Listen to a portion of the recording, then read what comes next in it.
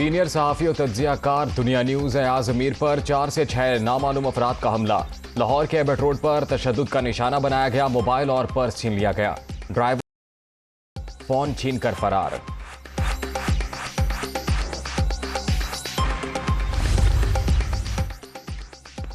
वज़ीर आज़म का सीनियर सहाफ़ी एयाज अमीर पर हमले का नोटिस। वज़ीर आला पंजाब को आला सतह तहकीकात कराने की हिदायत। मुल्ज़िमान को जल्द कानून के कटहरे में लाया जाए। शहबाज शरीफ।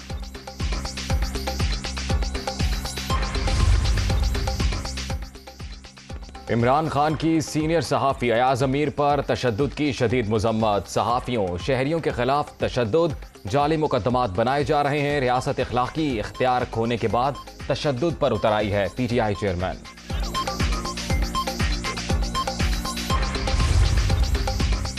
आज़ादी इजहार कुर्बानियां देकर हासिल किया है, जिसके तहफ़्फ़ुज़ की खातिर सहाफ़ियों को आवाज़ बुलंद करना होगी। ऐसे हमलों से आवाज़ हक को दबाया नहीं जा सकता। सदर CPNE काजिम खान का रद्द-ए-अमल।